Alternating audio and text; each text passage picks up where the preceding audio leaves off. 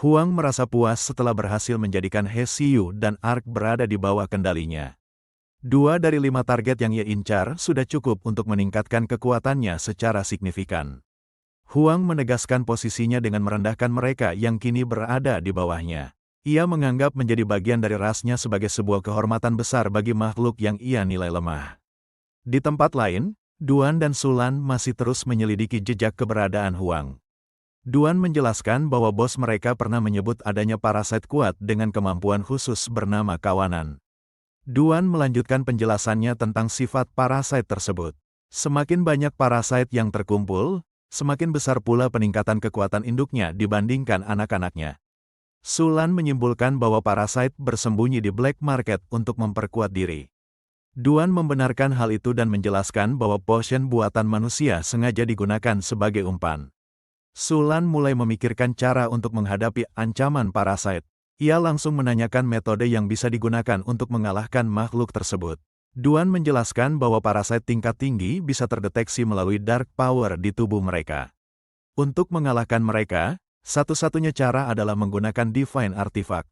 Sulan meminta penjelasan lebih lanjut mengenai Divine Artifact. Duan menerangkan bahwa benda itu berasal dari dewa atau diberkati oleh orang suci. Sulan segera mengambil keputusan setelah mendengar penjelasan itu. Ia berniat memberitahu masternya agar Divine Artifact bisa dicari secepat mungkin.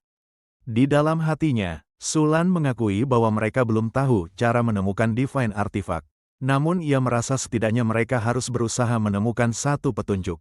Di kamarnya, Ning Feng terlihat tenggelam dalam pikirannya sendiri. Ia mempertanyakan apa sebenarnya Divine Artifact yang disebut-sebut itu. Ning Feng teringat pengetahuan dari ingatan Demon King sebelumnya tentang parasit.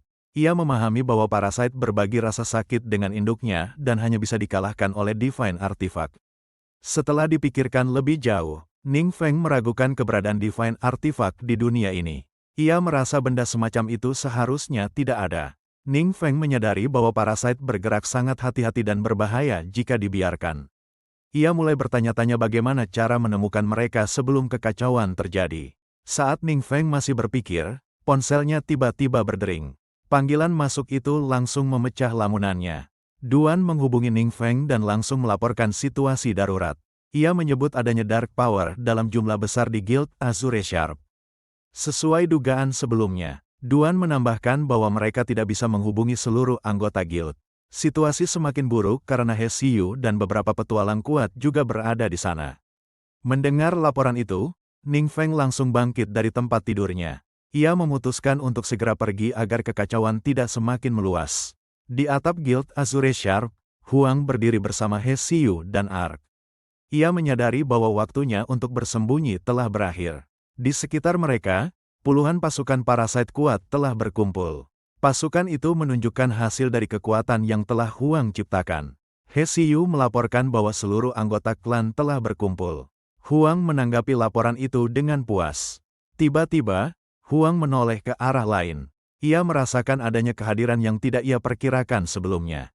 Seseorang terlihat berjalan mendekati mereka dari kejauhan. Langkahnya tenang namun penuh tekanan. Orang itu adalah Ning Feng yang datang dengan wajah serius. Tatapannya dingin dan langsung tertuju ke arah Huang. Huang mengenali Ning Feng sebagai sosok dari sebuah video. Ia mempertanyakan alasan anak muda itu muncul di tempat ini. Di dalam hatinya, Ning Feng menilai situasi yang dipenuhi manusia yang dikendalikan parasit. Ia menyadari bahwa menggunakan kekuatan besar justru akan membuat mereka menjadi tameng. Huang berbicara dengan nada meremehkan dan mempertanyakan keberanian Ning Feng. Ia mengira Ning Feng hanya dikirim untuk berpura-pura menjadi pahlawan. Ning Feng menanggapi dengan pertanyaan langsung tentang posisi Huang. Ia ingin memastikan apakah Huang adalah pemimpin mereka. Huang tersenyum lebar setelah mendengar pertanyaan itu. Ia merasa Ning Feng memahami etika dengan menyebutnya sebagai raja. Huang tertawa dan menolak kemungkinan Ning Feng bergabung. Ia justru melihat tubuh Ning Feng sebagai wadah yang ideal untuk kekuatan mereka. Tanpa peringatan, Huang langsung menyerang menggunakan tentakel tajamnya. Serangan itu diarahkan lurus ke arah Ning Feng. Tapi Ning Feng menangkis serangan tersebut dengan mudah. Gerakannya cepat dan terlihat tanpa kesulitan. Melihat hasil itu, Huang tampak terkejut. Ia tidak menyangka serangannya bisa dihentikan begitu saja. Meski terkejut, Huang justru semakin bersemangat. Ia menegaskan bahwa perbedaan kekuatan mereka masih sangat jauh. Di dalam hatinya, Ning Feng menyimpulkan bahwa senjata biasa tidak mampu melukai Huang. Dugaan itu kini terbukti. Huang kembali tersenyum dengan penuh keyakinan. Ia yakin Ning Feng tidak memiliki Divine Artifact dan hanya mengandalkan senjata biasa. Ning Feng memejamkan mata sejenak. Ia bersiap untuk menggunakan sesuatu yang berbeda. Tiba-tiba, sebuah retakan ruang muncul di belakang Huang. Fenomena itu langsung menarik perhatian semua orang. Huang terkejut saat merasakan perubahan di sekelilingnya. Ia tidak menyangka ruang di belakangnya bisa terbelah. Itu adalah skill milik Ning Feng yang mengaktifkan Dark Gate. Gerbang kegelapan terbuka untuk memanggil makhluk dari sisi lain. Melihat itu, Huang tertawa dengan penuh percaya diri. Ia menganggap Ning Feng hanya memanggil bantuan dari Demon Lord. Huang menegaskan bahwa kekuatan dari dunia atas akan dibatasi. Ia yakin siapapun yang muncul tidak akan mampu mengalahkannya. Di dalam pikirannya, Ning Feng mengingat hubungan Demon Lord dengan Evil God. Ia menilai harta pemberian mereka seharusnya efektif melawan Parasite. Dari celah dimensi, sebuah mata merah menyala mulai terlihat. Aura aneh mulai menyebar di sekitar area itu. Melihat apa yang muncul dari celah tersebut, Ning Feng tampak terkejut. Ia tidak menyangka wujud awal yang terlihat akan seperti itu. Makhluk yang keluar dari celah dimensi ternyata berbentuk hewan kecil. Wujudnya sama sekali tidak sesuai dengan bayangan makhluk tingkat tinggi. Ning Feng terpaku melihat makhluk itu. Di dalam hatinya, ia mempertanyakan bagaimana wujud seperti itu bisa disebut Demon Lord tingkat tinggi. Semua yang berada di sana ikut memperhatikan hewan tersebut. Tidak ada satupun yang langsung bergerak. Hewan itu justru berguling santai di tanah. Gerakannya terlihat seperti hewan biasa tanpa ancaman. Melihat pemandangan itu, Huang tertawa terbahak-bahak. Ia sama sekali tidak merasakan adanya kekuatan kegelapan dari makhluk tersebut. Tapi tiba-tiba, tubuh Huang kehilangan keseimbangan. Ia terhuyung lalu tersungkur ke tanah tanpa peringatan. Di saat yang sama, seluruh anak buahnya ikut roboh. Kekuatan tak terlihat dari hewan itu memengaruhi semuanya sekaligus. Huang menggertakkan gigi dalam kebingungan. Ia merasa tubuhnya ditekan oleh sesuatu yang tidak terlihat dan tidak bisa bergerak. Hewan itu perlahan membuka mulutnya. Ia melahap makhluk yang bersembunyi di balik bayangan tanpa kesulitan. Ning Feng langsung menyadari apa yang sedang terjadi.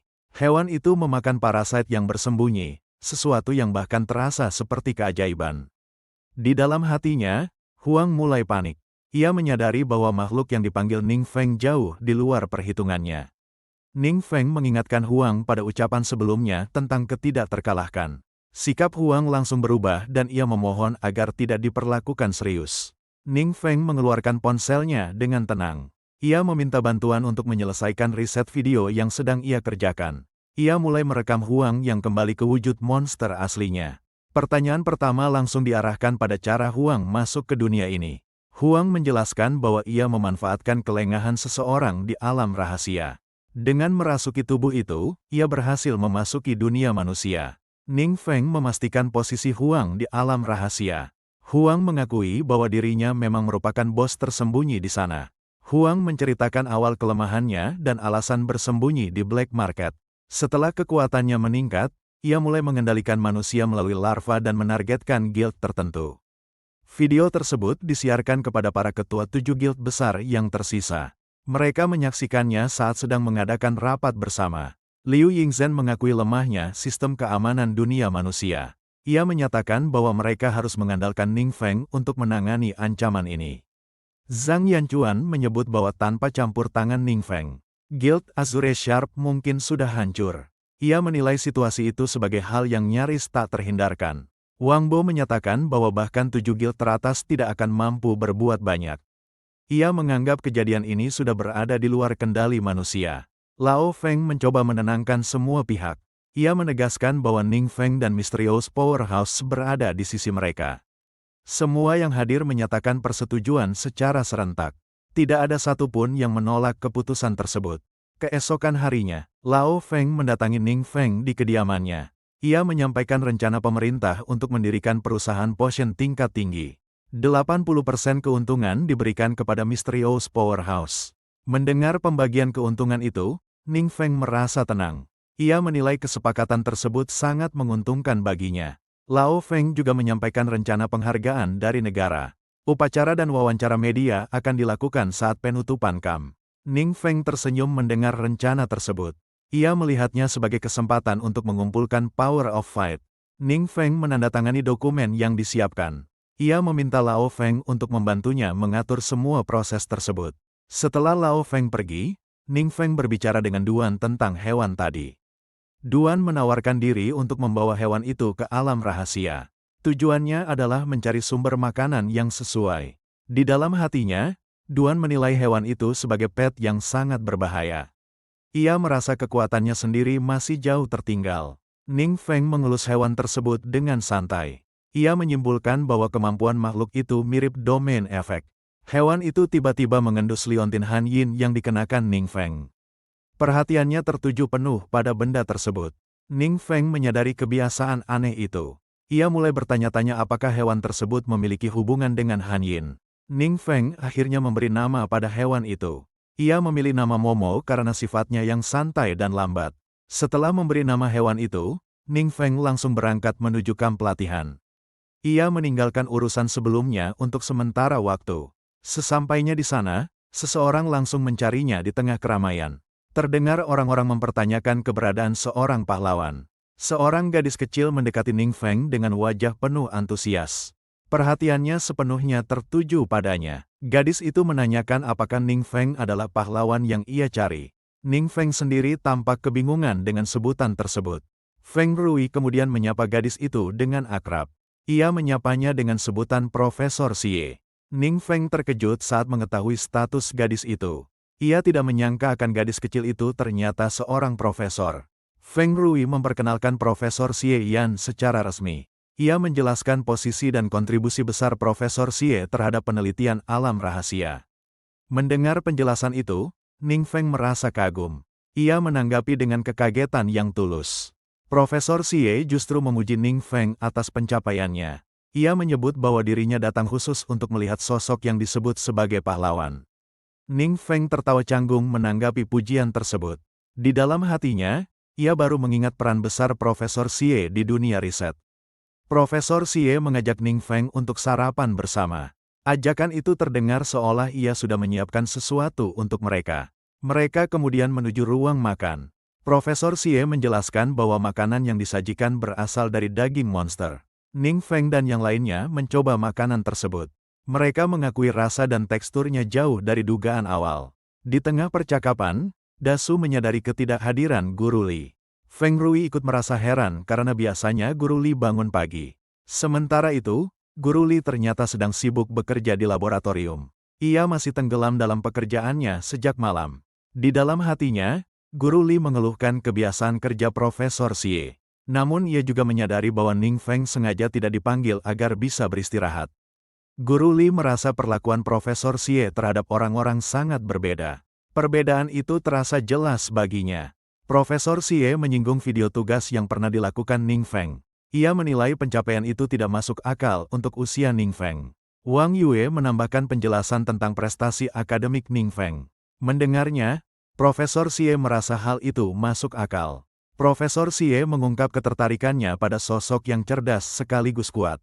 Ia lalu menyebut telah membawa beberapa barang spesial dari alam rahasia. Ning Feng langsung menanyakan maksud dari barang spesial tersebut.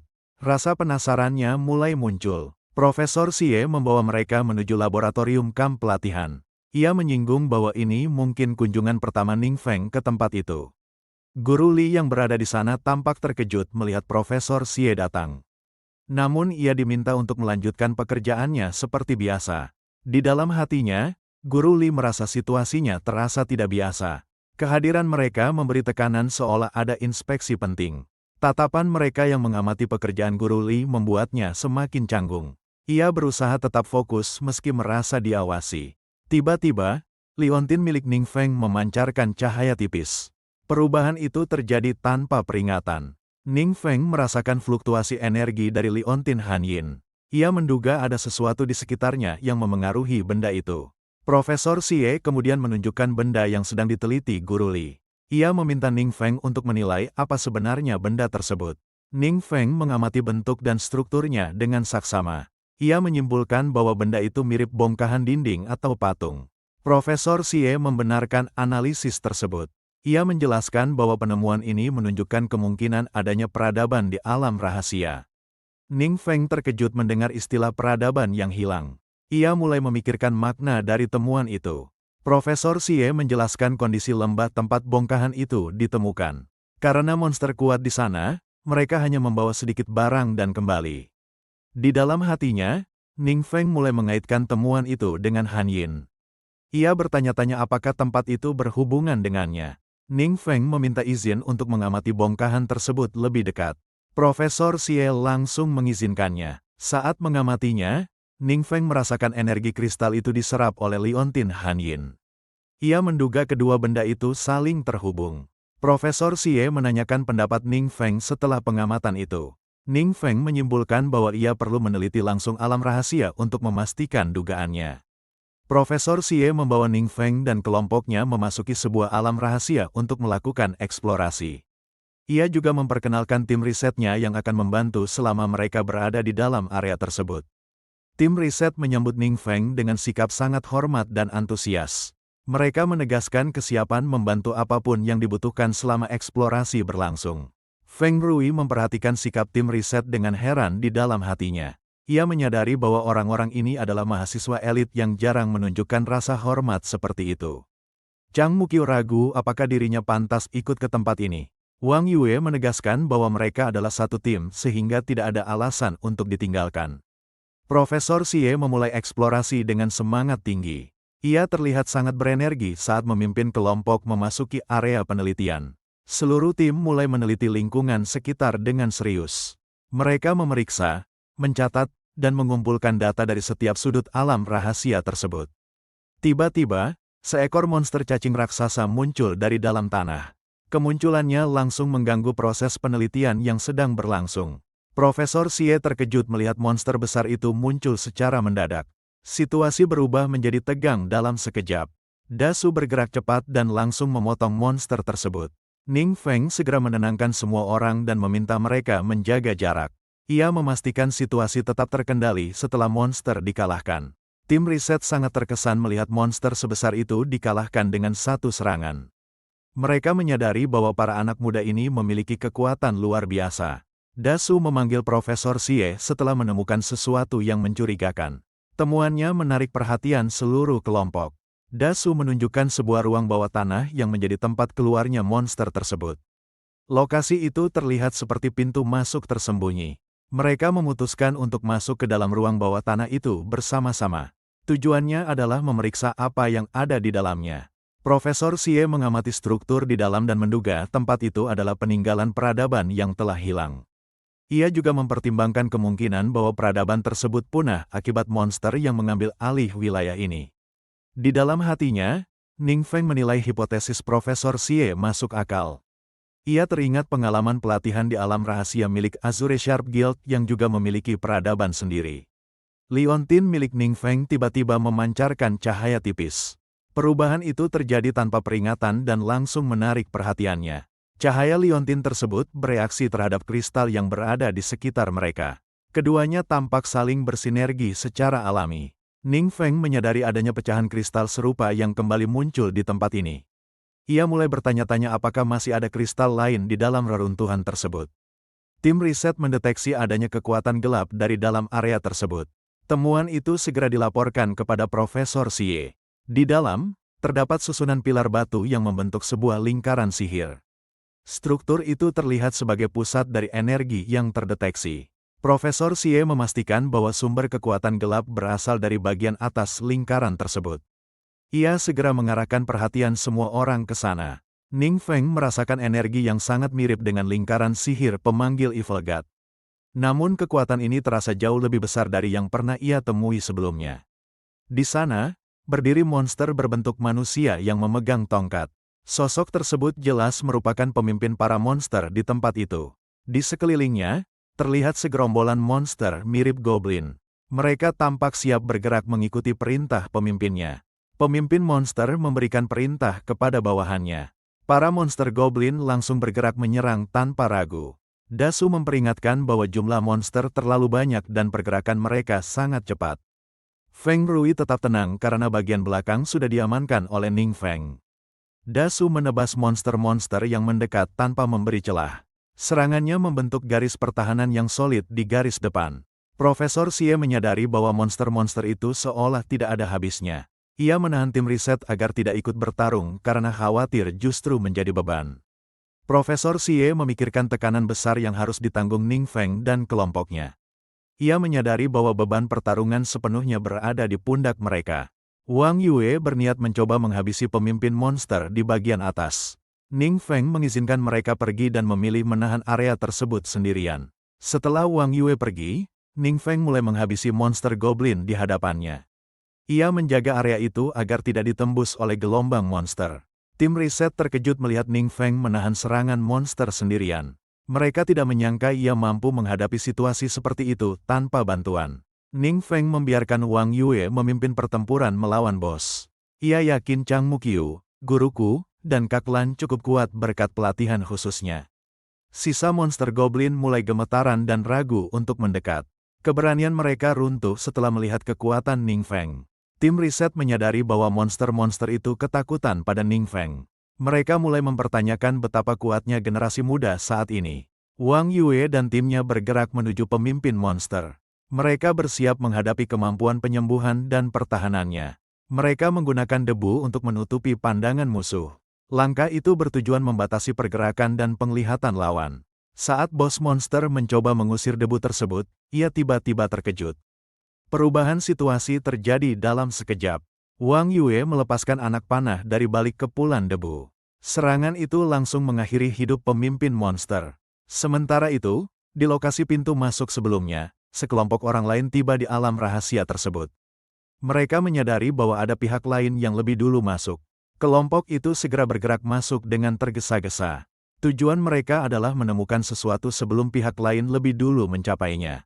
Mereka mendeteksi adanya sinyal kehidupan di dekat pintu keluar depan. Situasi itu membuat mereka bersiap untuk kemungkinan pertempuran. Tapi tiba-tiba, alam rahasia mulai menolak keberadaan mereka. Kondisinya menjadi tidak stabil dan berada dalam keadaan darurat. Dalam sekejap, kelompok itu menghilang begitu saja. Mereka tampak seperti dikeluarkan secara paksa dari alam rahasia. Wang Yue merasakan kehadiran aneh setelah kelompok itu menghilang. Ning Feng mengatakan bahwa ia tidak mendengar atau merasakan apapun saat itu. Di dalam hatinya, Ning Feng menyadari Liontin Hanyin sedang menyerap energi kristal. Fokusnya sepenuhnya tertuju pada proses tersebut. Profesor Xie mengaku juga mendengar sesuatu dari arah pintu masuk sebelumnya. Namun menurutnya, seharusnya tidak ada siapapun yang bisa masuk ke area itu. Feng Rui mengusulkan untuk memeriksa langsung lokasi tersebut. Ning Feng setuju dan mengajak semua orang untuk melihatnya bersama. Mereka tiba di tempat kelompok misterius itu menghilang. Area tersebut tampak tenang tanpa tanda pertempuran. Profesor Xie menggunakan kemampuannya untuk menganalisis jejak kaki di sekitar lokasi. Ia memeriksa detail tanah dan permukaannya dengan cermat. Profesor Xie memastikan bahwa jejak kaki itu bukan milik mereka. Ia juga heran karena jejak tersebut menghilang di dekat pintu keluar. Mereka mulai melakukan penelusuran lebih lanjut di area sekitar. Fokus mereka tertuju pada jalur pergerakan penyusup. Profesor Xie menyimpulkan bahwa penyusup masuk dari pintu Secret Realm atau melalui teleportasi lain. Mayat monster di sekitar kemungkinan besar adalah ulah penyusup tersebut. Setelah itu, mereka menghubungi para ketua dari 7 guild besar. Liu Yingzhen menilai serangan penyusup sangat cepat dan efisien. Lao Feng menanggapi dengan ekspresi serius dan menyebut metode tersebut sebagai speedrunning. Speedrun dijelaskan sebagai metode membersihkan Secret Realm dengan efisien. Teknik ini hanya mengambil target dan harta paling penting.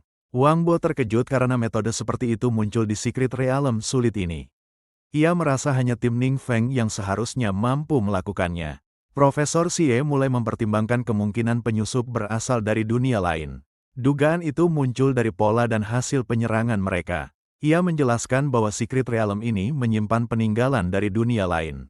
Karena itu, keberadaan dunia lain yang mampu berpindah antar dunia menjadi masuk akal. Di dalam hatinya, Ning Feng mengakui bahwa dugaan Profesor Xie tidak sepenuhnya salah.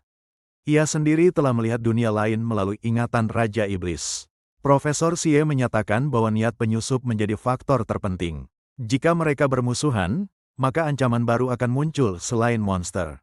Wang Bo menilai bahwa masalah datang satu demi satu tanpa jeda. Situasi ini membuat semua pihak semakin waspada. Liu Yingzhen dan Lao Feng saling bertukar pandangan. Keduanya tampak mempertimbangkan sesuatu dengan serius. Mereka kemudian menoleh ke arah Wang Yue. Perhatian mereka tertuju padanya sepenuhnya. Liu Yingzhen menanyakan apakah Guild Wang Yue, Solemn Lion bersedia menggantikan Azure Sharp sebagai salah satu dari 7 guild besar. Wang Yue terkejut mendengar tawaran tersebut. Ia sama sekali tidak menyangka akan mendapat kesempatan seperti itu. Liu Yingzhen menjelaskan kondisi serius yang dialami Azure Sharp dan Epoch Guild. Situasi itu membuka posisi kosong di jajaran 7 guild besar. Wang Yue merendahkan diri dengan menyebut statusnya sebagai siswa SMA dan guild kecil.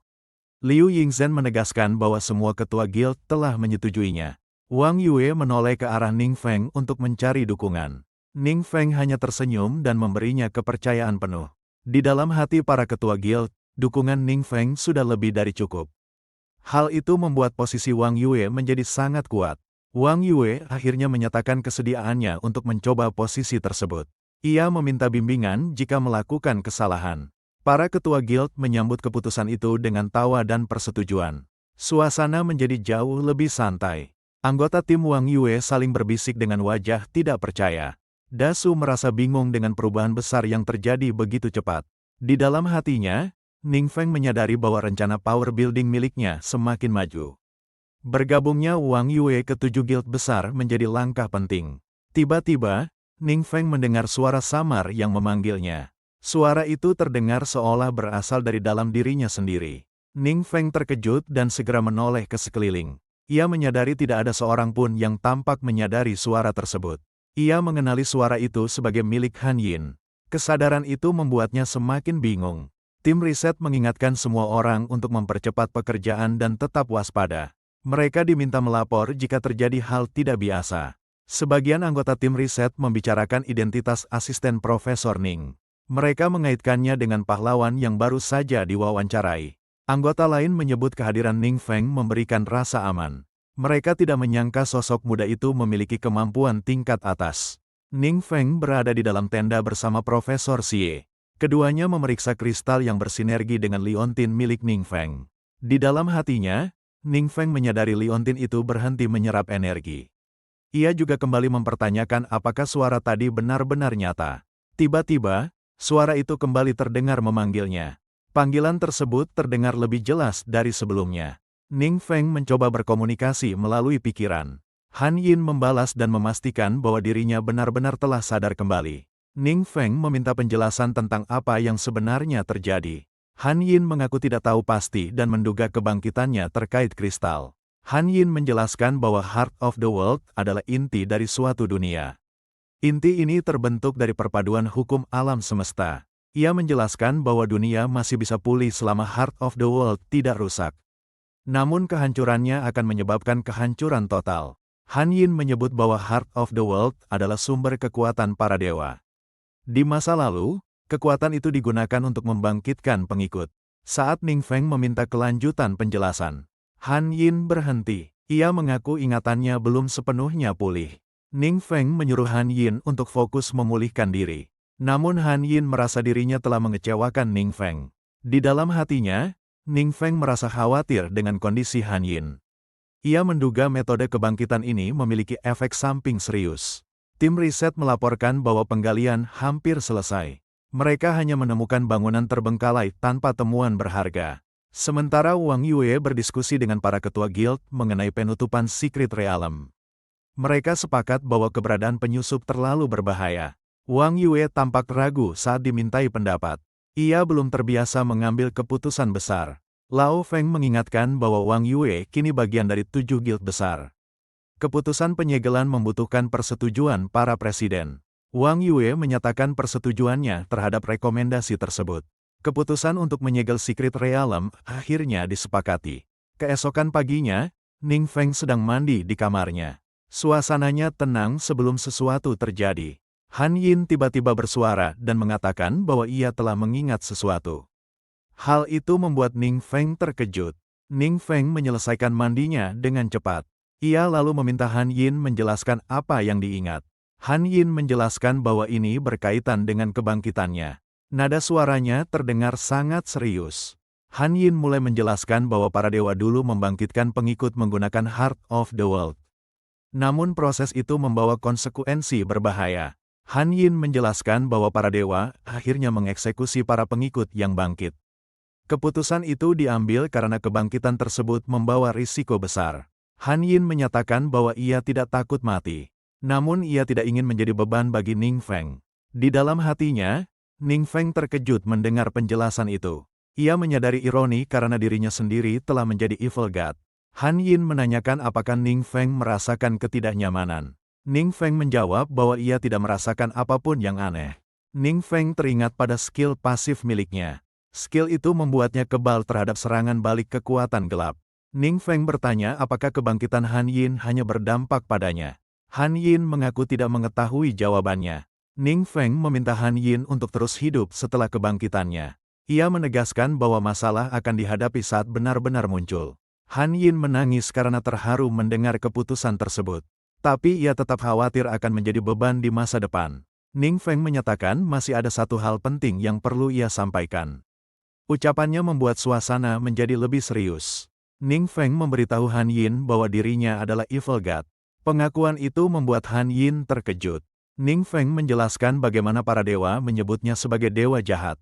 Ia juga menyebut bahwa semua mantranya berubah menjadi mantra gelap terlarang.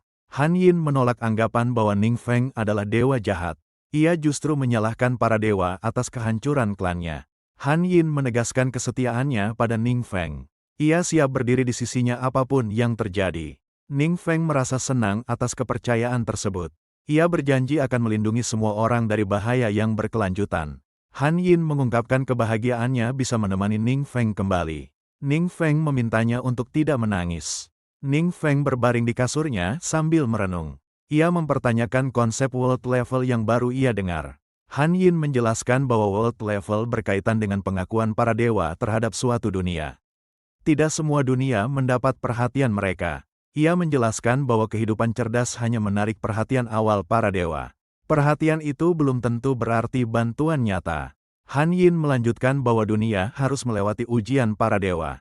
Semakin banyak ujian, semakin tinggi world level dunia tersebut. Ia menilai world level dunia ini sangat rendah berdasarkan batas kekuatan dan perlengkapannya. Hal itu menunjukkan minimnya bantuan para dewa. Ning Feng bertanya apakah kondisi tersebut merupakan hal buruk. Han Yin menyatakan bahwa kehadiran Ning Feng akan mengubah masa depan dunia ini. Ia melihat hal itu sebagai peluang besar. Han Yin memberi saran agar Ning Feng meningkatkan equipment ke tingkat dewa. Ia menilai perlengkapan dunia ini sudah tertinggal. Ning Feng terkejut mendengar istilah equipment tingkat dewa. Ia tidak menyangka ada tingkat seperti itu.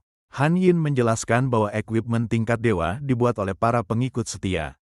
Equipment itu bisa terus dikembangkan oleh Ning Feng. Ning Feng teringat bahwa Liontin Han Yin memiliki status upgradable. Ingatan itu menguatkan penjelasan Han Yin. Han Yin menjelaskan bahwa Liontin tersebut adalah bentuk mentah item tingkat dewa kuno. Aktivasi kekuatan sucinya akan meningkatkan levelnya. Ning Feng bertanya bagaimana cara mengaktifkannya. Han Yin memintanya memvisualisasikan rune ilahi. Ning Feng mengikuti instruksi tersebut dengan meletakkan tangannya di Liontin. Liontin itu langsung memancarkan cahaya. Ning Feng menyadari bahwa proses peningkatan berhasil. Han Yin menegaskan bahwa hanya dewa sejati yang bisa melakukannya. Di dalam hatinya, Han Yin menyadari keraguan Ning Feng tentang jati dirinya. Ia berharap hal ini menghapus keraguan tersebut. Spesifikasi Liontin setelah ditingkatkan ditampilkan secara lengkap. Peningkatan itu menunjukkan lonjakan atribut yang sangat besar. Ning Feng tercengang melihat total atribut Liontin tersebut. Nilainya hampir menyamai gabungan seluruh atributnya saat ini. Han Yin menyebut bahwa kualitasnya masih bisa ditingkatkan lebih jauh. Ia juga menjelaskan cara melengkapi set item tersebut. Ning Feng menyadari betapa banyak hal yang belum ia ketahui. Han Yin merasa terhormat bisa membantunya. Keesokan paginya, Ning Feng sedang menggosok gigi. Han Yin menyapanya dengan suara ceria. Di dalam hatinya, Ning Feng menyadari ia telah berbincang lama dengan Han Yin. Ia merasa sangat terbantu dengan pengetahuan Han Yin. Ning Feng kembali memasuki alam rahasia untuk menguji kekuatan barunya. Tujuannya jelas, memastikan peningkatan yang ia dapat benar-benar bisa digunakan dalam pertempuran nyata. Sebuah bos monster langsung menerjang ke arahnya tanpa memberi waktu bersiap. Situasi berubah cepat, menandakan ujian ini tidak akan berjalan santai. Dengan satu serangan es, Ning Feng langsung menjatuhkan bos monster itu. Pertarungan berakhir sebelum benar-benar dimulai. Tim riset yang menyaksikan kejadian itu hanya bisa terdiam. Mereka tidak menyangka bos yang biasanya sulit ditangani bisa tumbang secepat itu. Ning Feng merasa puas dengan hasilnya. Dalam pikirannya, ia menyadari bonus 1200 spirit benar-benar memberikan dampak besar. Lu Ping dan Profesor Xie tampak sangat terkesan dengan kekuatan Ning Feng. Mereka menyadari bahwa sebelumnya butuh waktu lama untuk mengalahkan bos. Namun kini semuanya selesai dalam satu serangan. Ning Feng menghampiri mereka setelah pertarungan selesai. Ia langsung menanyakan apakah masih ada secret realm lain yang bisa dimasuki hari itu. Lu Ping menjelaskan bahwa tidak ada secret realm lain hari ini. Ia menambahkan bahwa tim mereka bergerak jauh lebih cepat dibanding kelompok lain, sampai membuat panitia kewalahan. Mendengar penjelasan itu, Ning Feng terlihat bingung. Ia tidak langsung memahami alasan dibalik kerepotan panitia. Lu Ping kemudian menjelaskan bahwa semua peserta kamp pelatihan adalah yang terbaik. Karena tim mereka selesai lebih awal, anggota lain secara sukarela berlatih tambahan, membuat kekuatan tim mereka melonjak jauh. Ia menambahkan bahwa siswa dari kelompok lain telah mengajukan permintaan bersama. Mereka ingin rotasi kelompok dimulai lebih cepat karena selisih kekuatan yang terlalu jauh. Profesor Xie menanggapi dengan ragu.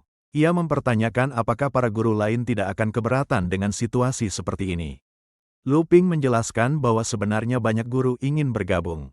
Namun karena terhambat panitia, bahkan ada yang diam-diam menyelipkan nama mereka dalam permintaan siswa.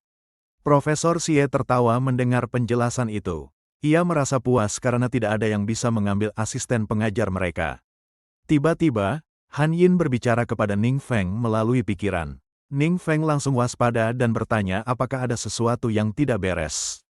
Han Yin menjelaskan bahwa teknik perapalan mantra Ning Feng sangat indah. Ia menilai Ning Feng mampu mengatur kondisi berbeda untuk mengendalikan efek mantra sesuai kebutuhan. Ning Feng memahami maksud Han Yin. Ia menyarankan Han Yin untuk mendengarkan beberapa kelas malam yang akan berlangsung. Setelah itu, Ning Feng menghadiri kelas malam sesuai jadwal. Ia masuk ke sesi pembelajaran tanpa gangguan. Guru menjelaskan struktur damage sebuah skill secara rinci. Ia membagi damage menjadi damage tetap dan damage berkelanjutan dengan perhitungan yang jelas. Han Yin mencoba memahami pelajaran tersebut. Ning Feng menjelaskan bahwa ini adalah ilmu aktuaria taktis yang melibatkan banyak disiplin ilmu. Ning Feng melanjutkan pemikirannya tentang keterbatasan world level. Ia menyoroti bagaimana keterbatasan mana memaksa orang mencari cara paling efisien untuk bertarung. Ia menyadari tidak semua orang perlu memahami teori ini sepenuhnya. Namun sistem pelatihan yang ada memang dibangun dari fondasi tersebut. Han Yin mengakui nilai besar dari pengetahuan itu. Ia menyatakan akan belajar dengan sungguh-sungguh. Bel kelas akhirnya berbunyi. Guru menutup pelajaran dan menyatakan kelas selesai.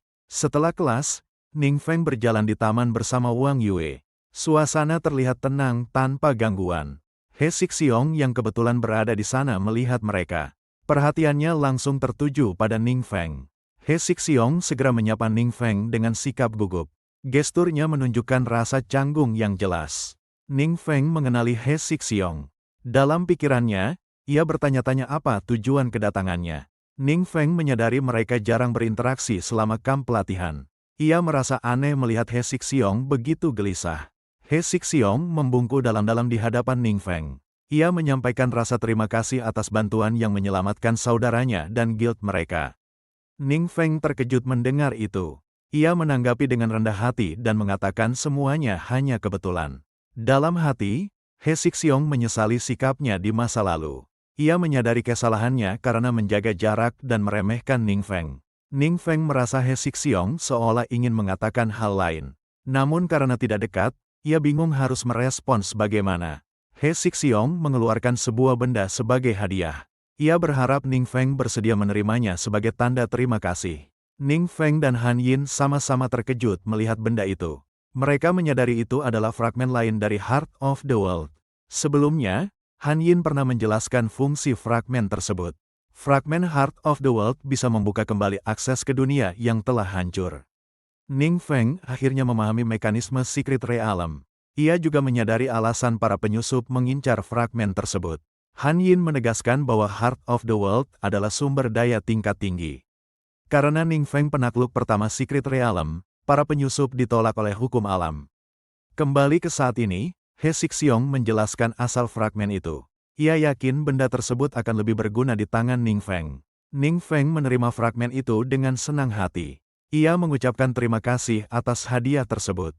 Keesokan harinya, Ning Feng menunjukkan fungsi fragmen kepada Profesor Xie. Fragmen itu menunjuk lokasi tertentu dengan jelas. Profesor Xie tercengang melihat hasilnya. Ia kagum karena Ning Feng bisa memahami penggunaannya begitu cepat. Ning Feng hanya tersenyum mendengar ucapan Profesor Xie. Dalam hatinya, ia puas dengan reaksi tersebut. Han Yin menjelaskan kondisi dirinya yang belum stabil. Ia membutuhkan lebih banyak energi dari Heart of the World untuk pulih. Ning Feng dan yang lain kemudian memasuki portal menuju dunia tersebut. Ia bertekad membantu Han Yin sekaligus mendapatkan dukungan dari yang lain. Begitu melewati portal, mereka semua langsung tercengang. Pemandangan di hadapan mereka jauh dari yang dibayangkan sebelumnya. Di depan mereka terbentang padang rumput hijau yang sangat luas. Dunia itu terlihat tenang dan subur. Beberapa dari mereka tidak menyangka tempat ini adalah Secret Realm. Keindahannya terasa tidak wajar untuk sebuah dunia yang seharusnya hancur. Han Yin merasakan ada sesuatu yang tidak beres. Ia menyadari tempat itu sama sekali tidak menunjukkan tanda kehancuran. Ning Feng menanyakan apakah ini pertama kalinya Han Yin melihat kondisi seperti ini. Han Yin mengakui bahwa ia belum pernah mengalami hal serupa. Mereka memutuskan untuk bergerak lebih jauh ke dalam wilayah tersebut. Langkah mereka dilakukan dengan penuh kewaspadaan. Di kejauhan, mereka menemukan sebuah kota. Keberadaan kota itu membuat mereka terkejut. Mereka menyadari kota tersebut dihuni oleh manusia biasa. Hal ini memunculkan dugaan bahwa mereka mungkin telah berpindah ke dunia lain. Han Yin membantah kemungkinan itu. Ia menjelaskan bahwa Heart of the World seharusnya hanya mengarah ke dunia yang sesuai, meski situasinya terasa sangat nyata. Seorang penjaga tiba-tiba menghentikan langkah mereka. Ia menuntut penjelasan tentang asal-usul rombongan tersebut. Ning Feng tampak kebingungan saat hendak menjawab. Ia belum siap memberikan penjelasan yang tepat. Penjaga itu menebak bahwa mereka adalah petualang dari dunia lain. Ning Feng terkejut karena identitas mereka langsung terbaca. Penjaga menjelaskan bahwa pakaian dan cara bicara mereka mudah dikenali. Profesor Xie menanyakan apakah petualang dari dunia lain sering datang ke sini. Penjaga menjawab bahwa hal itu terkadang terjadi, meski jarang dalam jumlah banyak. Profesor Xie merasa kesal karena disebut anak kecil. Ia langsung membantah anggapan tersebut. Penjaga akhirnya membuka jalan bagi mereka. Ia mengizinkan mereka menjelajahi kota dengan syarat tidak membuat masalah. Penjaga juga memperingatkan agar mereka mengawasi Profesor Xie yang dianggapnya anak kecil. Profesor Xie semakin marah mendengar itu. Ia kembali menegaskan bahwa dirinya bukan anak kecil. Mereka pun memasuki kota bersama-sama. Ning Feng menyadari dunia ini memiliki sistem petualang sendiri. Di tengah kota, mereka melihat sebuah patung besar. Perhatian mereka langsung tertuju pada tulisan di bawah patung itu. Mereka mendekati patung tersebut untuk membacanya.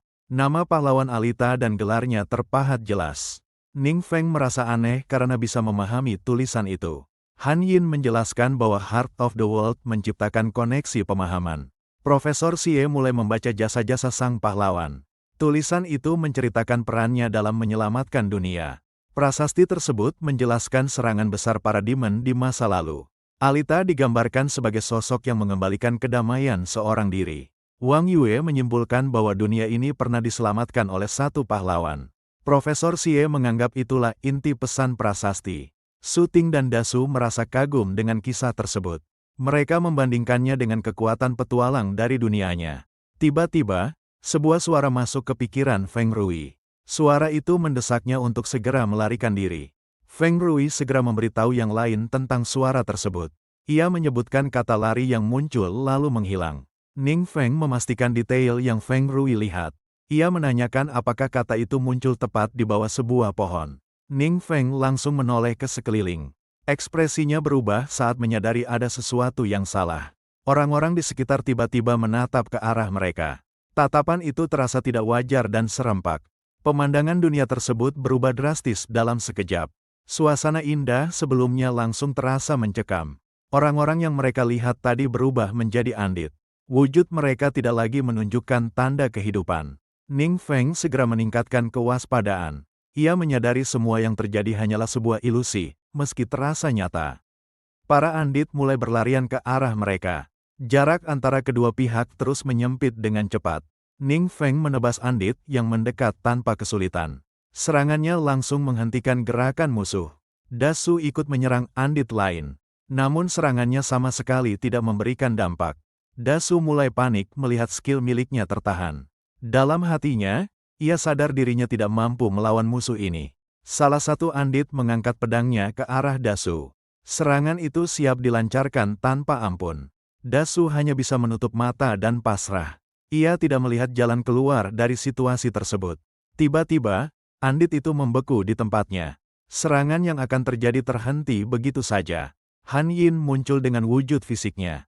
Kehadirannya langsung mengubah jalannya pertempuran. Melalui telepati, Han Yin memberitahu Ning Feng tentang asal andit tersebut. Ia menjelaskan bahwa musuh berasal dari world level yang lebih tinggi. Ning Feng menanyakan langkah selanjutnya. Ia menyadari rekan-rekannya tidak mampu menghadapi musuh ini.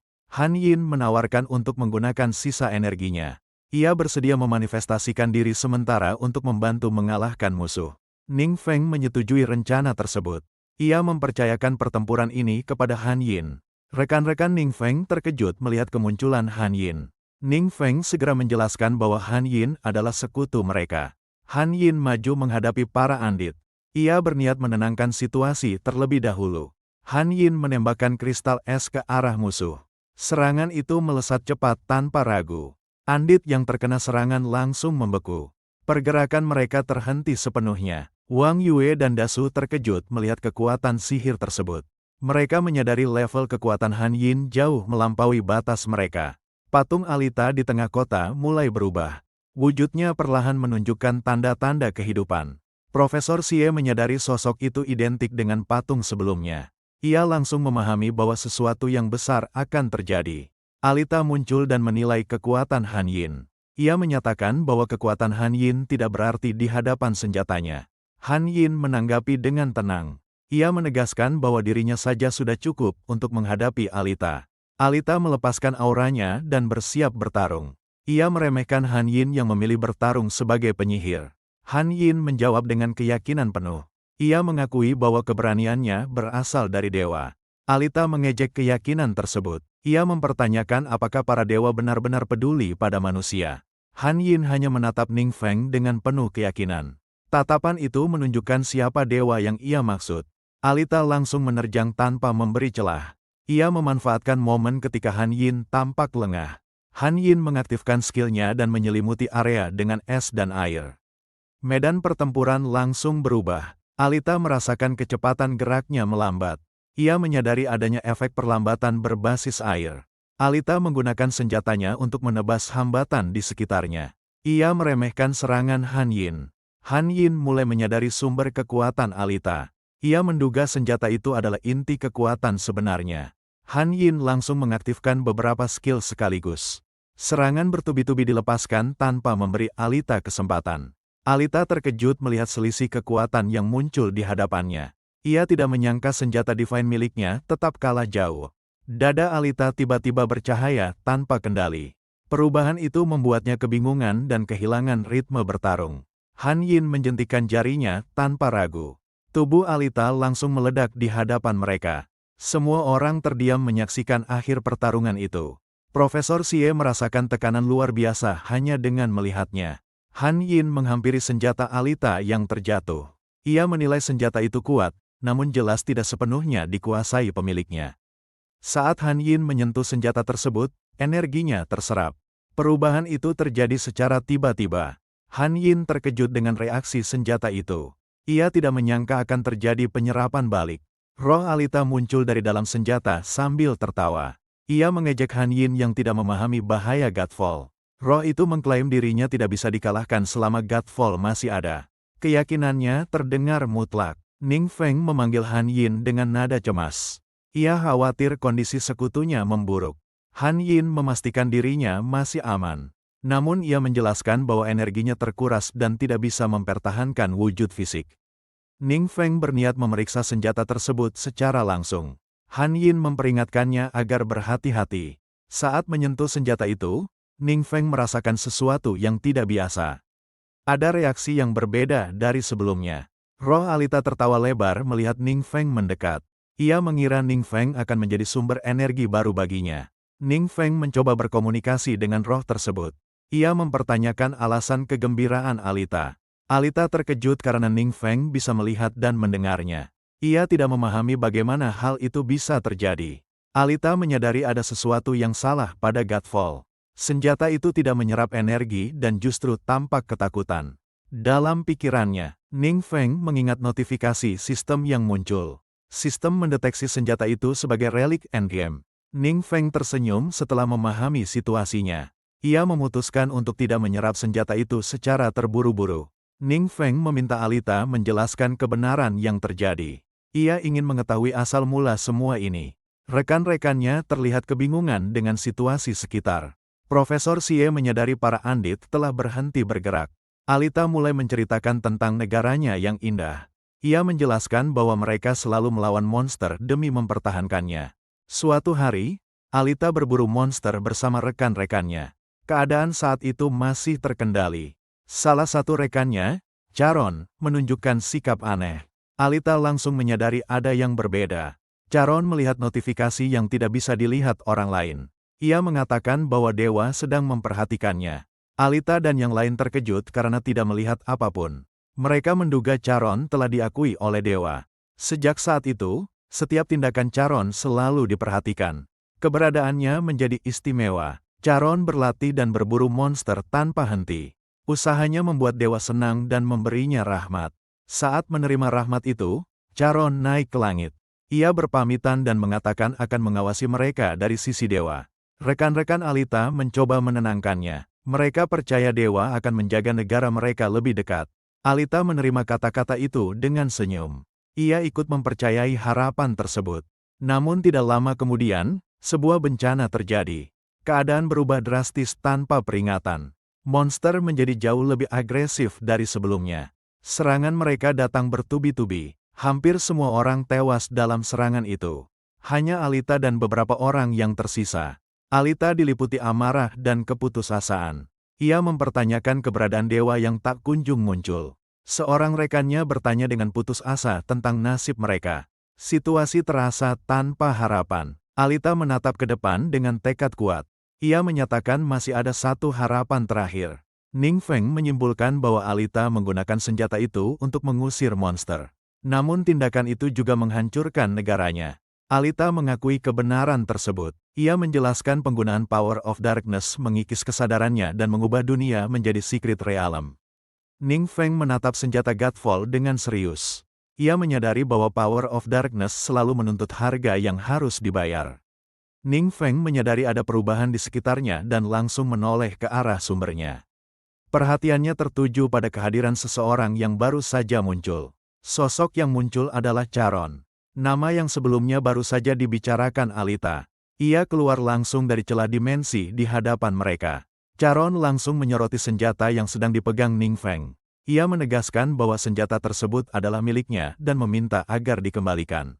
Alita tampak terkejut melihat sosok Charon benar-benar muncul di hadapannya.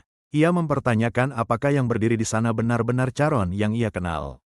Ning Feng menanggapi dengan tenang dan menyatakan bahwa senjata itu sekarang berada dalam kepemilikannya. Ucapannya menunjukkan tidak ada niat untuk menyerahkan senjata tersebut. Charon menunjukkan rasa kesal, meski masih berusaha berbicara dengan nada bercanda.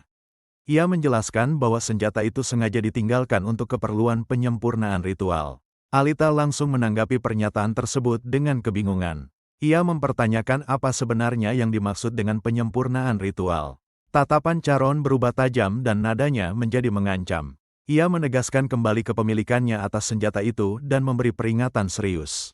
Han Yin merasakan tekanan kuat dari aura yang dikeluarkan Charon. Ia menyadari bahwa kekuatan tersebut berasal dari esensi dewa yang sangat murni. Alita segera menundukkan tubuhnya di hadapan Ning Feng. Ia meminta maaf dan menyatakan keinginannya untuk mengetahui kebenaran dengan bantuan Ning Feng. Ning Feng hanya tersenyum tipis menanggapi permintaan itu. Ia menyarankan agar Alita mencari jawabannya langsung dari Charon. Alita terlihat bingung mendengar jawaban tersebut. Ia belum memahami maksud Ning Feng sepenuhnya. Charon memperhatikan ekspresi Ning Feng dengan perasaan tidak nyaman. Ia merasa ada sesuatu yang tidak beres dari senyum tersebut. Alita kembali meminta penjelasan tentang maksud Ning Feng. Ning Feng lalu menjelaskan tentang skill yang dapat meminjamkan bentuk fisik sementara. Alita menyatakan bahwa dirinya tidak takut terhadap risiko yang ada. Ia dengan tegas meminta Ning Feng memberinya tubuh fisik dan siap menanggung konsekuensinya. Ning Feng memerintahkan Alita untuk mengangkat kepalanya. Alita langsung mematuhinya tanpa ragu. Ning Feng mengaktifkan skill terlarang miliknya. Kekuatan spiritual digunakan untuk menciptakan tubuh cloning sementara yang kuat. Alita kembali memperoleh tubuh fisiknya. Perubahannya terjadi secara langsung di hadapan semua orang. Charon menunjukkan keterkejutan melihat apa yang baru saja terjadi. Situasi itu jelas berada di luar perkiraannya. Alita merasakan kekuatan besar dalam tubuh barunya. Ia menyadari bahwa kekuatan gelap tersebut jauh melampaui sebelumnya. Ning Feng menjelaskan bahwa pikiran Alita tidak akan dikendalikan. Alita menyampaikan rasa terima kasih atas kesempatan yang diberikan. Charon kebingungan melihat Alita muncul kembali secara tiba-tiba. Ia mempertanyakan bagaimana hal itu bisa terjadi. Alita bersiap menghadapi Charon secara langsung. Ia meminta Charon menjelaskan semuanya dengan jelas kali ini. Charon justru mencurigai bahwa Alita berada di bawah pengaruh Ning Feng. Ia mempertanyakan apa yang sebenarnya dilakukan Ning Feng terhadapnya. Alita langsung menerjang Charon tanpa memberi waktu tambahan. Serangannya dilepaskan dengan kekuatan penuh. Charon mencoba menahan serangan tersebut. Namun kekuatan Alita terlalu besar untuk ditangkis. Tubuh Charon terhempas keras ke tanah. Dampak serangan itu terlihat sangat serius. Alita menekan Charon sambil menuntut jawaban atas tindakannya. Ia mempertanyakan ketidakhadiran Charon sebelumnya dan maksud ritual yang disebutkan. Charon berusaha membela diri dengan menjelaskan kondisi yang ia hadapi saat itu. Ia menyatakan bahwa dirinya terjebak dalam ujian lain yang penting.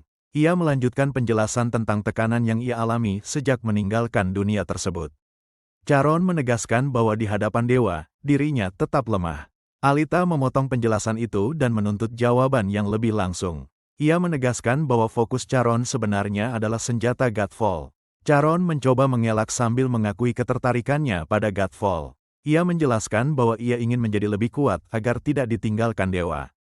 Dalam hatinya, Charon meluapkan amarah dan keputusasaannya. Ia memohon kepada dewa agar menjatuhkan hukuman ilahi pada Alita. Alita mengakhiri pertarungan dengan satu serangan mematikan. Tubuh Charon tertembus dan ia tewas seketika. Tindakan Alita membuat Ning Feng dan yang lainnya terkejut. Tidak ada yang menyangka keputusan itu akan diambil secepat itu. Alita kembali berlutut di hadapan Ning Feng dan menyerahkan senjatanya. Ia menyampaikan rasa terima kasih atas kesempatan yang telah diberikan. Ning Feng menerima senjata tersebut dan menyampaikan permintaannya. Ia meminta informasi tentang Heart of the World serta bantuan untuk menjawab pertanyaan lainnya. Alita mulai menceritakan pandangannya tentang Charon di masa lalu. Ia mengungkap bahwa kehormatan yang dulu dibanggakan akhirnya terlupakan. Ia menyadari bahwa para dewa tidak memperlakukan setiap dunia dengan adil. Pemahaman itu datang terlambat baginya. Alita menegaskan bahwa Charon tetap berasal dari dunia tersebut. Ia berharap Charon bisa dibiarkan bebas bersama mereka. Setelah itu, Alita perlahan menghilang. Ning Feng dan yang lainnya bersiap meninggalkan alam rahasia. Ning Feng menoleh ke arah Wang Yue dan memanggilnya. Ia menanyakan apa yang sedang dipikirkannya. Wang Yue mengungkapkan kegelisahannya tentang nasib dunia Alita. Ia mempertanyakan apakah dunia mereka juga bisa mengalami kehancuran serupa. Ning Feng tersenyum dan menenangkan Wang Yue. Ia meyakinkan bahwa hal tersebut tidak akan terjadi. Wang Yue akhirnya tersenyum tipis dan merasa sedikit lega. Ketegangan di wajahnya mulai menghilang. Mereka meninggalkan alam rahasia bersama-sama. Percakapan ringan tentang makan muncul sebelum benar-benar pergi. Setelah kepergian mereka, sebuah retakan ruang kembali terbuka. Area yang semula tenang kembali mengalami gangguan. Charon muncul kembali dengan aura yang jauh lebih kuat. Tubuhnya terlihat telah dirasuki oleh True Essence Holy Spirit. Ia menyadari bahwa dirinya datang terlambat. Nafas yang ia cari telah menghilang, hanya menyisakan ingatan samar. Charon mengingat wajah Ning Feng dengan jelas. Ia mulai mempertanyakan identitas sebenarnya dari orang tersebut. Ia memutuskan untuk keluar dan melakukan penyelidikan sendiri. Keberadaan Ning Feng di dunia ini menjadi fokus utamanya. Setelah kembali dari sana, Wang Yue menghadiri rapat bersama ketua 7 guild besar. Ia tampak canggung karena ini pengalaman pertamanya. Tekanan suasana rapat membuatnya sedikit gugup. Yu Linghua menyampaikan laporan berdasarkan informasi dari Profesor Xie. Ia menjelaskan cara para dewa memilih orang terpilih di berbagai dunia. Luo Yuning menambahkan bahwa perlindungan dewa tidak menjamin keselamatan dunia. Pada akhirnya, kehancuran tetap bisa terjadi. Yu Linghua menyoroti bahwa kekuatan musuh kini jauh melampaui mereka. Keberhasilan sebelumnya terjadi berkat bantuan Ning Feng. Ia juga mengungkap rasa bersalah karena terlalu bergantung pada Ning Feng. Beban besar itu ditanggung oleh seorang yang masih muda. Ruangan rapat terdiam sejenak setelah pernyataan tersebut. Semua orang merenungkan situasi yang dihadapi. Wang Yue mengangkat tangan untuk berbicara. Ia meminta izin untuk menyampaikan pendapatnya. Ia mengungkap kesimpulan setelah membandingkan kekuatan dunia mereka. Analisis itu didasarkan pada standar kekuatan makhluk dari dunia lain. Wang Yue menyatakan bahwa dunia mereka seharusnya telah musnah puluhan tahun lalu. Pernyataan itu disampaikan dengan sangat serius. Semua orang terkejut mendengar kesimpulan tersebut. Reaksi mereka menunjukkan ketidakpercayaan yang besar. Luo Yuning langsung meminta penjelasan lebih lanjut. Ia ingin memahami maksud dari pernyataan itu. Wang Yue mulai menjelaskan sejarah penyatuan Secret Realm dan dunia nyata. Peristiwa itu mengubah posisi umat manusia secara drastis. Ia melanjutkan dengan kondisi manusia yang selalu berada di posisi lemah. Keberlangsungan hidup terjadi berkat pengorbanan besar para pendahulu. Wang Yue menyampaikan bahwa kekuatan monster telah melampaui batas dunia ini. Fakta bahwa manusia masih bertahan disebutnya sebagai keajaiban.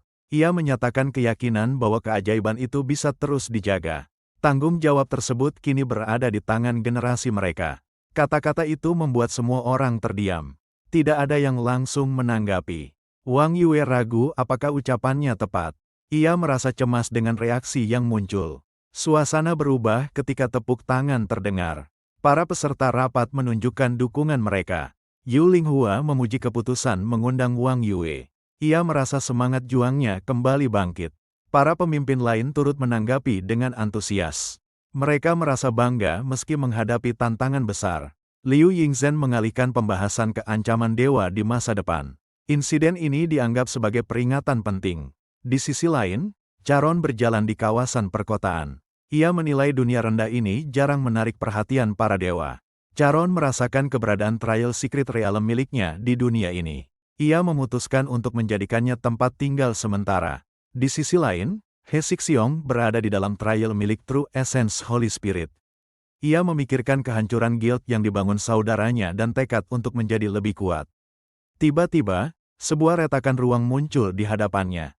Perubahan mendadak itu langsung menarik perhatiannya. Sosok yang muncul adalah True Essence Holy Spirit dengan tubuh Charon. Kehadirannya langsung menekan area di sekitarnya. He Xixiong bersiap bertarung secara refleks. Ia menuntut identitas sosok yang masuk ke dalam trial tersebut. Charon tersenyum dan memperkenalkan dirinya sebagai penguasa Secret Realm itu. Ia juga menyebut dirinya sebagai dewa yang dipanggil. He Xixiong terkejut dan menunjukkan kecemasan. Ia menyadari bahwa seharusnya tidak mungkin ada dua orang di dalam trial ini. Ia teringat pernah melihat dewa tersebut melalui rekaman video. Sosok itu juga mampu mengendalikan kekuatan di dalam realem. He Xixiong langsung berlutut di hadapan Charon. Ia mengira kedatangan dewa itu adalah jawaban atas doanya. Charon menolak gagasan doa sebagai sesuatu yang lemah. Ia menuntut pembuktian kekuatan dan iman sebelum memberi rahmat. He Xixiong segera menyatakan kesediaannya menerima perintah apapun. Ia bersumpah akan melaksanakannya dengan sungguh-sungguh. Dalam pikirannya, Charon menilai Ning Feng sebagai sosok berbahaya dan cerdas. Ia memutuskan untuk menggunakan pembantu karena inkarnasinya terbatas. Charon menunjuk pada gambar Ning Feng. Ia menetapkan pencarian terhadap orang tersebut sebagai tugas pertama. He Sixiong terkejut melihat target yang ditunjuk. Ia menyadari bahwa dirinya mengenal orang itu. Charon menyadari keterkaitan tersebut dan menganggapnya sebagai kemudahan. Ia menugaskan He Sixiong untuk mengawasi Ning Feng secara diam-diam. Charon memperingatkan agar He Sixiong tidak berhadapan langsung dengan Ning Feng. Ia menyebut kemungkinan identitas Ning Feng sebagai Evil God. He Sixiong terguncang mendengar peringatan itu. Ia teringat berbagai kejadian aneh yang baru saja terjadi. Dalam hatinya, Charon mengingat pencariannya yang terhalang kekuatan asing. Ia yakin Ning Feng telah menyembunyikan jejaknya. Charon kemudian menanyakan siapa yang menyelesaikan trial tersebut. Pertanyaan itu diarahkan langsung pada He Sixiong. He Sixiong menjawab dengan ragu bahwa pemenangnya adalah teman Evil God. Jawaban itu disampaikan dengan hati-hati. Charon menyatakan bahwa kehormatan tersebut seharusnya menjadi milik He Sixiong. Ia menawarkan bantuan dengan syarat kesetiaan. He Sixiong menyatakan persetujuannya secara lisan. Sikapnya tampak patuh di hadapan Charon. Namun setelah itu, He Sixiong justru menemui Ning Feng. Ia menyampaikan semua informasi yang didapatkan.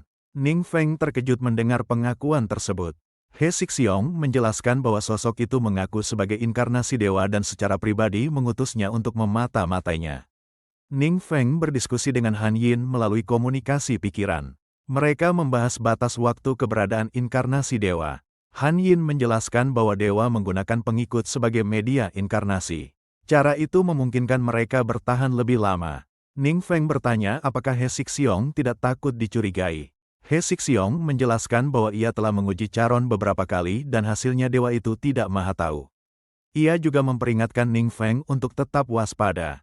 Han Yin menilai iman He Sixiong masih lemah sebagai pengikut baru. Hal itu membuatnya sulit dipercaya namun mudah dimanfaatkan. Ning Feng mengucapkan terima kasih atas informasi penting tersebut. He Sixiong menegaskan bahwa itu dilakukan sebagai balasan bantuan. Dalam hati, He Sixiong mengagumi ketenangan Ning Feng saat menghadapi ancaman dewa. Ning Feng sendiri merasa lebih tenang setelah mengonfirmasi situasinya. Di dalam kamarnya, Ning Feng tenggelam dalam pikirannya sendiri. Ia menyadari bahwa selama He Sixiong masih berada dekat True Essence Holy Spirit, ancaman itu akan terus membesar seiring waktu. Han Yin menyampaikan bahwa mereka sebenarnya memiliki keunggulan dibanding para dewa lain. Perkataan itu langsung menarik perhatian Ning Feng dan membuatnya ingin tahu lebih jauh. Han Yin menjelaskan bahwa makhluk tingkat tinggi yang turun ke dunia bawah akan dibatasi oleh hukum alam semesta. Berbeda dengan mereka, Ning Feng berada langsung di dunia ini dan bisa menggunakan kekuatan penuhnya tanpa batasan. Namun masalahnya, Trial Secret Realm berada di bawah perlindungan Divine dan terhubung langsung dengan True Essence Holy Spirit. Selama musuh bersembunyi di dalam sana, satu-satunya pilihan adalah memancingnya keluar. Ning Feng menerima pendekatan itu dan memutuskan untuk menyusun rencana berdasarkan strategi tersebut. Han Yin pun bersedia membagikan seluruh informasi yang ia miliki untuk mendukung langkah itu. Dalam hatinya, Ning Feng menilai dunia ini seperti wilayah kekuasaannya sendiri. Meski begitu, ada satu kemampuan musuh yang tetap membuatnya waspada. Sebuah skill bernama Pressure of the Strong muncul di hadapannya. Kemampuan itu berfokus pada tekanan mental untuk melumpuhkan target yang lebih lemah. Ning Feng menyadari bahwa skill tersebut sangat bergantung pada perbedaan level. Dengan levelnya yang rendah, ia bisa saja dilumpuhkan sebelum sempat menggunakan Forbidden Spell. Untuk menghindari risiko itu, ia menyimpulkan bahwa dirinya membutuhkan spell penangkal serangan mental. Masalahnya, jenis spell seperti itu sangat langka dan sulit ditemukan. Ning Feng bangkit dari tempat tidurnya dan memutuskan untuk kembali ke pangkalan sementara waktu. Ia menanyakan pada Han Yin apakah langkah itu bisa dilakukan tanpa terdeteksi. Han Yin melirik ke arah makhluk panggilan milik Ning Feng sebelum menjawab dengan yakin. Tatapannya mengisyaratkan bahwa ada alasan kuat di balik kepercayaan dirinya. Makhluk kecil yang terlihat seperti capybara itu ternyata adalah demon dari Dark World. Wujud aslinya dikenal sebagai Chaotic Terror Beast yang sangat berbahaya. Makhluk tersebut mampu menciptakan bidang kacau yang menutupi area sekitarnya. Efek ini membuat semua bentuk deteksi menjadi tidak berguna. Duan bereaksi terkejut saat mendengar penjelasan itu. Han Yin menegaskan bahwa makhluk tersebut adalah high-level Demon Lord dengan kekuatan menghancurkan dunia. Duan hanya bisa terdiam dengan wajah tercengang. Informasi itu jelas jauh melampaui bayangan awalnya. Han Yin menenangkan mereka dengan menjelaskan bahwa makhluk itu sudah sepenuhnya ditundukkan oleh Ning Feng. Aura Dark Power miliknya pun telah memudar dan kini berada dalam kondisi stabil. Ia menambahkan bahwa makhluk itu sering dimandikan di mata air panas milik sukunya.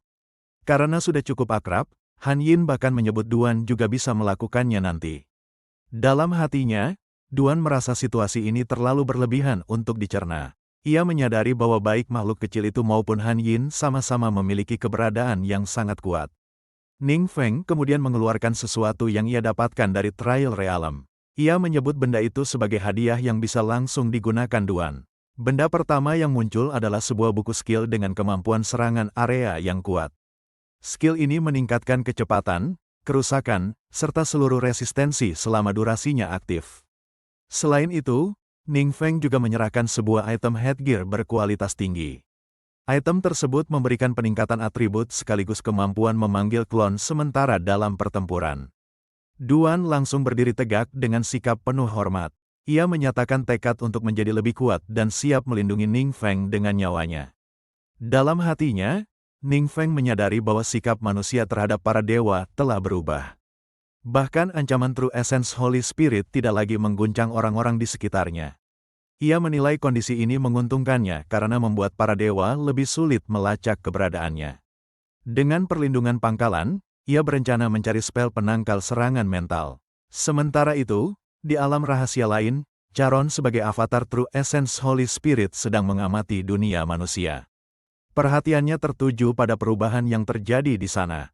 Charon merasa dunia itu tampak familiar dan mengingat betapa lemahnya manusia saat invasi monster sebelumnya. Para dewa bahkan sempat berhenti memperhatikan tempat tersebut. Setelah mengamati lebih lama, ia yakin tidak ada dewa yang secara langsung membantu manusia. Hal ini membuatnya menyimpulkan bahwa manusia memiliki trait unik untuk bertahan. Charon tersenyum sambil memikirkan kemungkinan lain. Ia menduga omnipoten mage mungkin juga melihat potensi dunia ini. Namun ia langsung menolak kemungkinan itu dengan tegas. Charon tidak berniat membiarkan pihak lain mengambil keuntungan dari dunia tersebut. Tak lama kemudian, He Sixiong mendekatinya dengan tubuh penuh luka. Kondisinya menunjukkan kegagalan yang berulang. Charon menanyakan hasil percobaannya di Trial Realm. He Sixiong mengaku masih terjebak di lantai yang sama tanpa kemajuan berarti. Ia mengakui bahwa dirinya telah mati berkali-kali di lantai tersebut. Pengakuan itu membuat situasinya semakin jelas. Charon menanggapi dengan tenang dan mengatakan bahwa ini bukan kegagalan. Ia justru menyebut semua itu sebagai bagian dari sebuah ujian. Sebagai hasilnya, Charon memberikan sebuah achievement kepada He Sixiong. Achievement itu meningkatkan kekuatan dan pertahanan saat berada di kondisi kritis. Charon menjelaskan bahwa trial dari para dewa bisa memberikan peningkatan permanen. Beberapa achievement bahkan mampu memicu transformasi besar. Ia tersenyum lebar dan menyebut bahwa ini hanyalah awal. Apa yang bisa ia berikan masih jauh melampaui bayangan He Sixiong. He Sixiong hanya bisa terdiam mendengar semua itu. Pikirannya dipenuhi tekanan dan kebingungan. Di sisi lain, Ning Feng memasuki sebuah alam rahasia untuk mencari skill yang ia butuhkan. Tempat ini disebut sebagai salah satu lokasi potensial untuk drop spell mental resistance. Serangan Ning Feng yang berulang membuat para monster ketakutan. Mereka melapor bahwa Battle Mage itu kembali menyerang sendirian. Bos monster merespons dengan kemarahan. Ia merasa situasinya sudah melampaui batas. Tak lama kemudian, Ning Feng tiba langsung di hadapan sang bos. Kehadirannya membuat tekanan di area itu berubah drastis. Alih-alih melawan, bos monster justru bersujud dan memohon ampun. Sikapnya jauh dari sosok penguasa seharusnya. Ning Feng merasa bingung melihat reaksi tersebut. Ia sempat menduga ini adalah bentuk serangan mental baru. Bos monster buru-buru menyangkal dugaan itu. Ia meminta kesempatan untuk menjelaskan situasinya. Sambil menangis, bos monster mengakui bahwa serangannya sama sekali tidak berpengaruh. Ia menyadari bahwa perbedaan kekuatan membuat perlawanan menjadi sia-sia. Ning Feng menjelaskan bahwa tujuannya hanya untuk mendapatkan skill book. Ia menanggapi keluhan bos monster yang merasa kondisi mentalnya justru memengaruhi hasil drop. Dalam hati, Ning Feng menyadari sesuatu yang tidak terduga. Ia menyimpulkan bahwa tindakannya mungkin benar-benar membuat bos itu mengalami keruntuhan mental. Kembali ke rumah, Ning Feng memegangi dahinya dengan lelah. Ia merasa pencarian ini seperti mencari jarum di tumpukan jerami. Pada akhirnya, ia hanya memperoleh sebuah skill book untuk mage. Skill tersebut berfokus pada pemulihan mana bagi anggota tim di sekitarnya. Ning Feng memanfaatkan pasifnya untuk mengubah skill itu menjadi Forbidden Spell. Ia memutuskan mempelajarinya sementara sambil memanfaatkan momen untuk menaikkan level. Skill yang telah diubah itu menampilkan efek blessing berskala kolektif. Para pengikut yang dipilih bisa menembus batas mereka dan memperoleh peningkatan besar. Ning Feng menyadari bahwa ia bisa memantau seluruh pengikutnya secara langsung. Ia juga dapat memilih metode blessing dan melihat efeknya dengan jelas. Saat ia mencoba simulasi Divine Power Infusion, hasilnya terlihat aneh. Wajah Han Yin berubah dengan cara yang tidak ia harapkan. Dalam hatinya, Ning Feng yakin Han Yin tidak akan menginginkan hasil seperti itu. Ia langsung menghentikan simulasi tersebut. Ia kembali menelusuri pilihan lain yang tersedia. Beberapa opsi terlihat tidak relevan untuk kondisi saat ini. Perhatiannya kemudian tertuju pada sebuah menu bernama Trial Achievement. Hal itu langsung memicu ketertarikannya. Han Yin menjelaskan bahwa Trial Achievement adalah kekuatan yang digunakan para dewa untuk membangkitkan potensi target.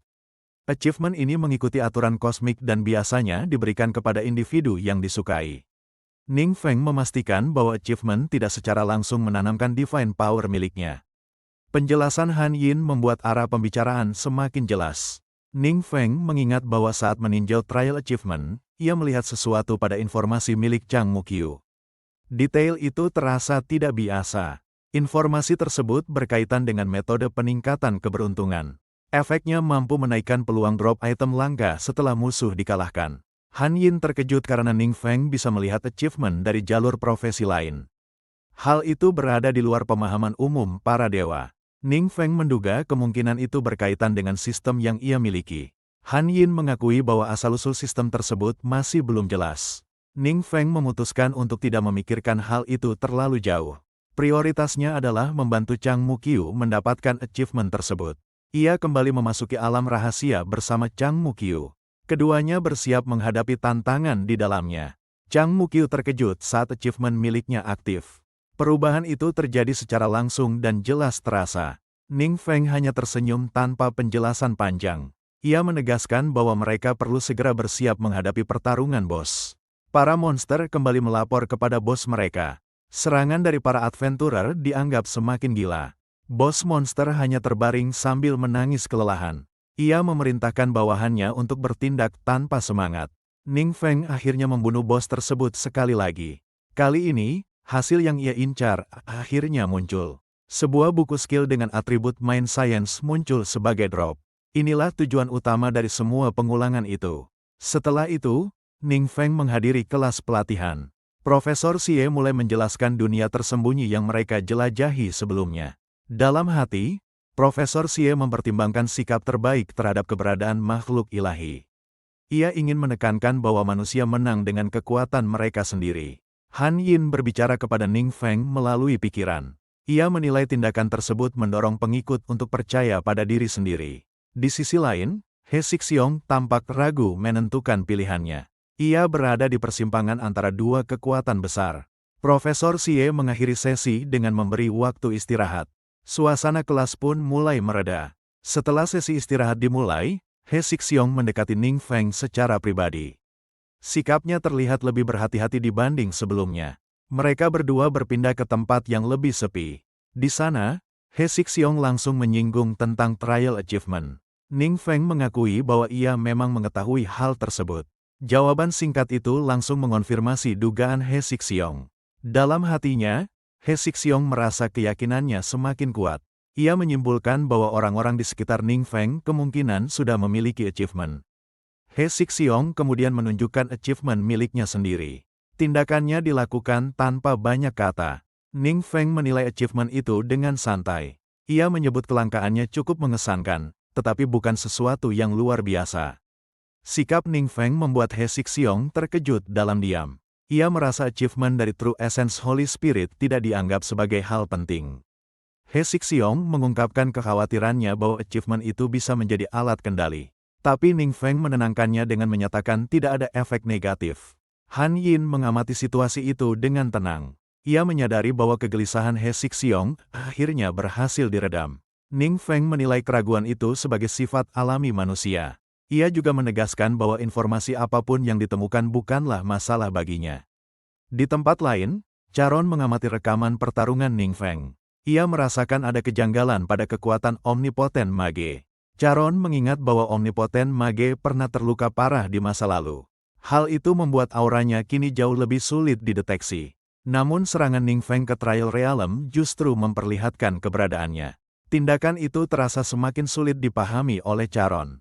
Charon teringat laporan dari He Sixiong tentang gaya bertarung Ning Feng. Laporan itu menekankan penggunaan serangan dasar yang berulang. Ia juga mengingat perbandingan kekuatan ilahi yang telah dirasakan He Sixiong. Dalam pandangan itu, Ning Feng tampak tidak sebanding. Hal yang paling membingungkan adalah sikap Ning Feng yang tetap aktif di kamp pelatihan. Tindakan itu justru menarik perhatian banyak pihak. Charon mulai menyusun kemungkinan lain.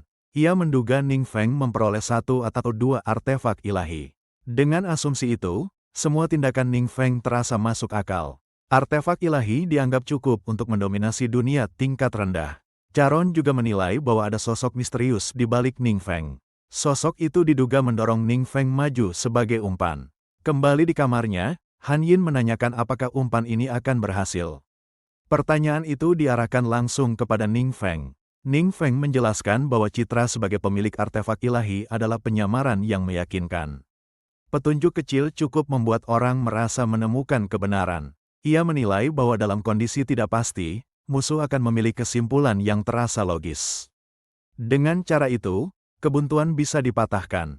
Seseorang memanggil Ning Feng untuk makan malam.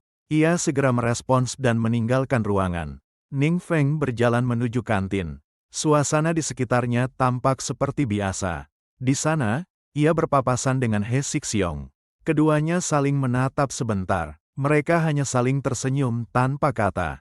Tidak ada percakapan yang terjadi di antara mereka. Saat saling melewati, He Sixiong berbisik singkat. Isinya menegaskan bahwa umpan telah berhasil. He Sixiong kemudian menyampaikan bahwa Ning Feng sering sendirian. Informasi itu dimaksudkan untuk memastikan waktu serangan Charon. Dalam pikirannya, He Sixiong menyusun panggung untuk duel.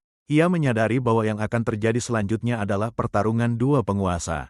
Ning Feng memasuki sebuah alam rahasia yang terisolasi dengan tujuan jelas. Tempat ini dipilih sebagai lokasi persiapan untuk menghadapi avatar Dewa True Essence Holy Spirit, Charon. Ia sengaja memilih dunia rahasia yang benar-benar terpisah agar bisa bergerak lebih bebas. Dalam pertimbangannya, tempat ini seharusnya tidak mudah ditemukan oleh True Essence Holy Spirit. Di sisi lain, Han Yin memikirkan kemungkinan bahwa musuh bersembunyi dan menunggu saat yang tepat. Ning Feng sendiri merasa sudah menyiapkan segala hal yang mampu ia lakukan. Meski tetap menyadari adanya risiko. Sementara itu, Charon menimbang situasi dengan sangat hati-hati berdasarkan informasi yang telah ia kumpulkan. Ia menyadari bahwa mengandalkan satu inkarnasi saja untuk menghadapi Ning Feng mengandung bahaya besar. Dalam analisisnya, Charon menyimpulkan bahwa kelemahan terbesar omnipoten mage adalah belas kasihnya.